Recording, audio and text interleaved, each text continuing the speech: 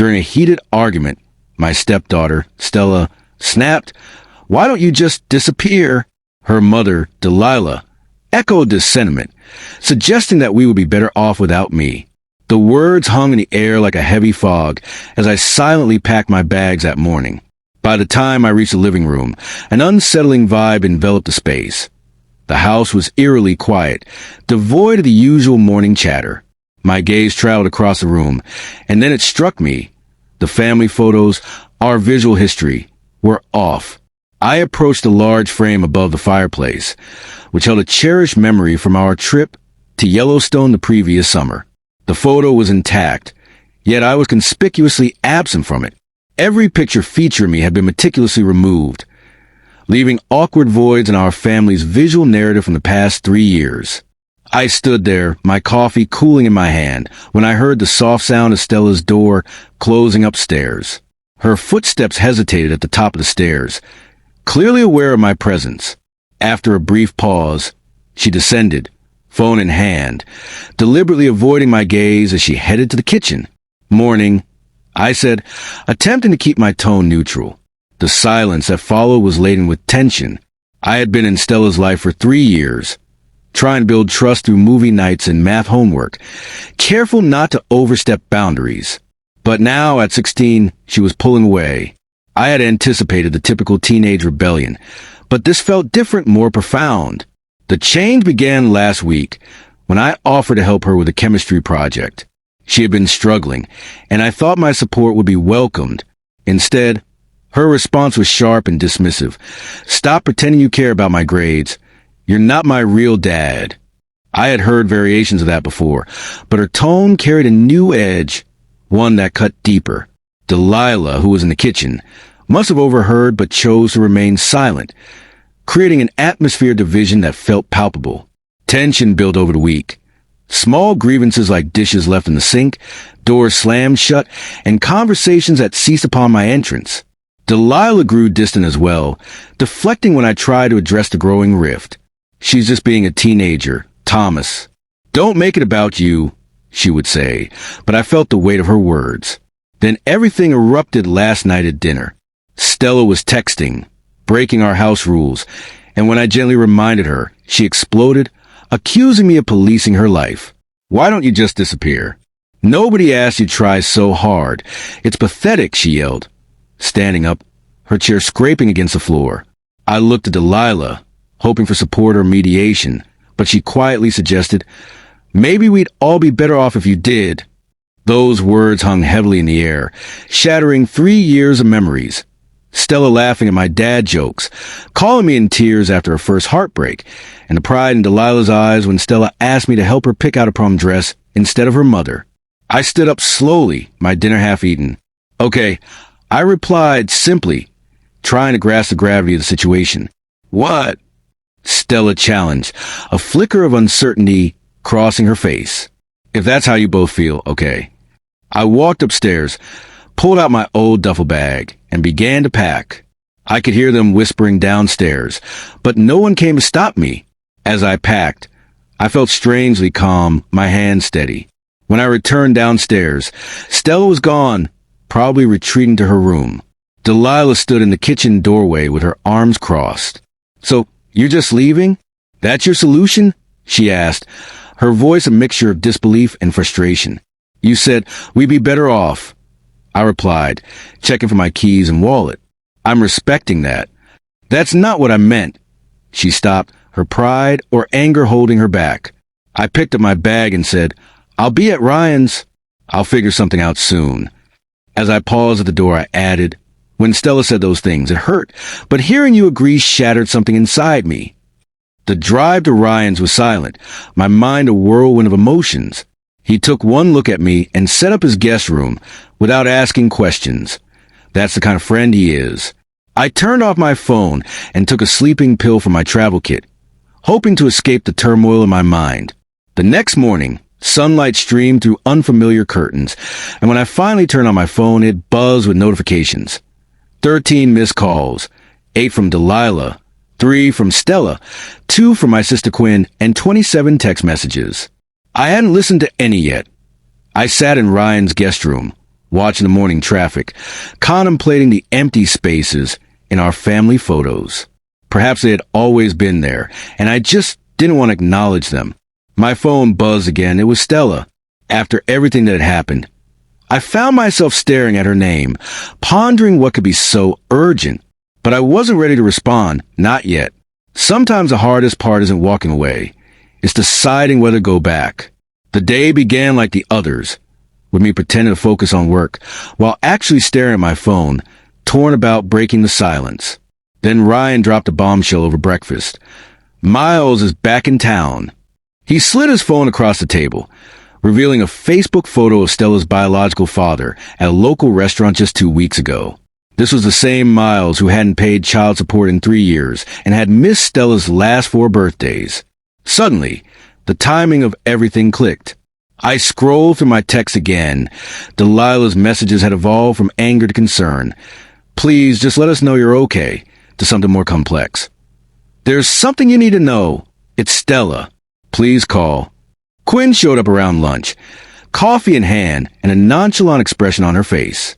You look like hell, she announced, plopping down on Ryan's couch. Thanks. Always good to see you too, sis. I replied, not in the mood for small talk. I ran into Stella at the mall yesterday, she said, grabbing my attention. How is she meeting Miles for coffee?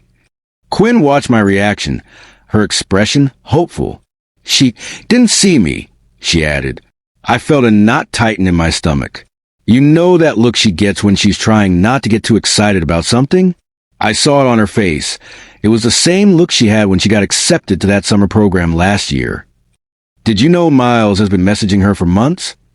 Quinn continued, promising to make things right this time. I checked Stella's Instagram, and my stomach sank. Her latest post featured a picture of her with Miles, captioned Real Family Time. The comments were filled with heart emojis from her friends, none of whom knew the full history. Ryan, who had been quietly listening, spoke up. Remember what happened last time he showed up when Stella was 13? I recall how Miles had swept him with grand promises only to vanish after 2 weeks. Stella fell into a deep depression, and Delilah and I spent months rebuilding her trust, assuring her she was worth more than that. Just then, my phone lit up with a text from Delilah. He asked her to move in with him. It read, she's actually considering it. Please, Thomas, I know you're angry with me, but she needs you. I started typing a response, but nothing felt right to say. The situation was a cruel joke. Then, another notification popped up. Stella's new Instagram story. It displayed college brochures spread across her bed, captioned, Big changes are coming. Sometimes you have to choose your real path. Those were Miles's exact words from 3 years ago, right before he moved across the country and cut off contact with her. Quinn must have sensed my turmoil. What are you thinking? She asked. I'm thinking about the day I married Delilah. I replied slowly. Remember what Stella said in her speech about how sometimes family finds you when you're not looking for it? Now she's posting about her real family, while Miles plays the father of the year. He's got her convinced. Just then, my phone rang, displaying an unknown number. Thomas, this is Miss Anderson from Riverside High, Stella's guidance counselor. I know this is unusual, but I need to speak to you about some concerning changes in Stella's academic plans and recent behavior. Would you be able to come in tomorrow morning? I agreed, my mind racing. Stella had maintained straight A's since freshman year, determined to secure a spot in a good college. What could have changed? After hanging up, Quinn and Ryan watched me expectantly. So, Quinn prompted, I think it's time to stop being silent. I picked up my phone and finally opened a voicemail from Stella. Her voice was small, unlike her usual confidence. I know you probably hate me now, and I get it. I need to tell you something about why I said those things about Miles. Just please call me back. There was a tremor in her voice that reminded me of the 13-year-old girl who used to check the mailbox daily for a letter that never arrived. I have a meeting with the guidance counselor tomorrow at 9 o'clock. After that, I think it's time for some honest conversations. Disappearing sometimes allows you to gain clarity from a distance. The school's number was still on my screen alongside a new text notification from Miles in our family group chat, which I was still a part of. Great news. Big announcement at dinner tomorrow night.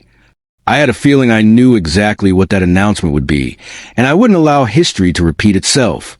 The next day, I arrived at Riverside High early, watching students rush to their first periods. A few of Stella's classmates recognized me. Their quick glances and whispers indicating that rumors about my absence were circulating. Once I sat down with Miss Anderson, she didn't waste time. Stella submitted paperwork to withdraw from her advanced placement classes yesterday, she said, sliding a form across her desk. She's also dropping French club and student council. My chest tightened. These were the programs Stella had fought to be part of, the extracurriculars she relied on for her college applications. There's more, Miss Anderson said, continuing. Last week, she asked me to send her transcripts to 3 different schools, all in California. The pieces began to fall into place. I pulled out my phone and showed her Miles's big announcement text. Let me guess, he's opening a new business out there? She nodded. Stella mentioned something about a startup. Her father needs family investors to get it off the ground. A familiar sick feeling returned, one I felt 3 years ago when Miles convinced Delilah to loan him money for a sure-thing business venture, money we never saw again. I left the school and drove straight home. Delilah's car was in the driveway, and through the window, I saw her pacing in the kitchen, phone pressed to her ear. As soon as she spotted me, she rushed to open the door. He asked her for money, she said immediately. Her college fund. He's been filling her head with promises about this tech startup, saying if she invests now, she'll be able to pay for any college she wants. Is she with Miles again? I asked, my voice strained. Delilah's voice cracked. I tried telling her it's a scam, but she accused me of being jealous that he's finally stepping up. At least he believes in her dreams. I sat at the kitchen counter, the same place where everything had unraveled a week ago. Why didn't you tell me he was back? I asked. I tried to handle it myself. I thought if I kept them apart. She shook her head. Then you and Stella had that fight, and she said those things, and I panicked. I sided with her, because I was afraid if I didn't, she'd choose him completely. Before I could respond, the front door opened. Stella walked in, freezing when she saw me. She looked different. Makeup done perfectly, wearing an expensive jacket Miles must have bought her, but her eyes were red. What are you doing here? She asked, but her usual edge was missing. Dropping your AP classes? Really? I replied gently. What happened to Stanford? I pressed. Plans change, she mumbled, not meeting my eyes. Dad says. Miles says. I corrected quietly. Something flickered in her expression. He has connections out there. Like the classic car dealership was guaranteed. I pulled out my laptop, opening documents I had gathered that morning. Want to see Miles's current business registration status or his credit report, or maybe the 3 pending lawsuits from his last so-called guaranteed investment opportunity? Stella's hands trembled as she took the laptop. With each click, the facade she had constructed began to crumble. When she reached a lawsuit from his previous stepdaughter's grandmother seeking to recover college funds he had borrowed, she swallowed hard. He said he's changed. He wants to make up for lost time. That we could be a real family if I stopped looking up at you. Delilah moved toward her, but Stella stepped back. I knew, she whispered. Deep down, I think I knew, but I wanted so badly to believe. Just then, her phone buzzed with another text from Miles. She stared at it for a long moment before turning it off completely. I have to go, she said abruptly, heading for the stairs. I need to think. We let her go. Sometimes, space is the kindest gift you can offer. Hours passed as Delilah and I truly talked for the first time in weeks about fears, mistakes, Stella, Miles, and about us. Around midnight, as I prepared to head back to Ryan's, my phone lit up with a text from Stella. I messed up. Everything's messed up. Can we talk? I mean, really talk. Not about Miles or money or anything. Just remember when we used to get ice cream after my dance classes, and you'd let me rant about school drama? Could we maybe do that? I know I don't deserve it. I typed this from the car parked outside our local ice cream shop. It was technically closed, but the owner knew us well. We had been coming here for 3 years. Stella just pulled up in her mother's car, sitting there, likely mustering the courage to come in, just as I was. Sometimes, the hardest conversations start with the smallest steps, or in this case, with mint chocolate chip ice cream at midnight. That night at the ice cream shop changed everything. Stella talked for hours about Miles's manipulation, her fears, and her guilt. But what caught my attention was her mention that Miles had been asking her to convince her friend's parents to invest in his startup too. Something clicked. I recalled the pattern of targeting families through their children and the lawsuits I had uncovered. The suppressed rage I had been holding on to finally found purpose. What he's doing isn't just morally wrong, it's illegal, I said carefully. Stella looked up from her melting ice cream. What do you mean? I explained securitization fraud and unauthorized investment schemes. Her eyes widened as she pulled out her phone, showing me group chats where Miles had directly solicited investments from minors. That night, after dropping Stella home, I made calls. Quinn has a friend at the SEC, and Ryan knows someone in the DA's office. By morning, I had a plan. Miles didn't see it coming. He was too focused on his big announcement dinner, where he planned to convince Stella to sign over her college fund. He even invited some of her friends' parents, more potential targets. The dinner was at an upscale restaurant, and Miles was in his element, boasting about his Silicon Valley connections and guaranteed returns. I waited until the appetizers arrived before standing up. Before we continue, I said, "There are some people who'd like to join us." 2 federal agents and a state investigator entered the room. Miles's expression shifted from confident to bewildered to terrified in seconds. The investigators revealed that Miles wasn't just running one scam. They uncovered 7 fraudulent schemes across 3 states. Each time he reconnected with Stella, he set up new victims. The classic car dealership that cost Delilah her savings was part of a larger fraud scheme, and the food truck franchise followed the same pattern. The beautiful part? He had gotten sloppy, documenting everything in texts and emails to Stella, thinking she'd never turn on him. When she forwarded those messages to the investigators, his fate was sealed. The parents at the dinner were wired, capturing every promise, every lie, and every illegal investment pitch. Miles attempted to flee, knocking over a waiter in his haste, but security apprehended him before he reached the door. As they led him away, he looked at Stella with a manipulative expression, the same one she had fallen for in the past. "Sweetie, this is all a misunderstanding. Tell them I'm your father." Stella stood tall, shoulders squared. "My father is right here," she declared, taking my hand. "And he just watched you get exactly what you deserve." The aftermath was intense.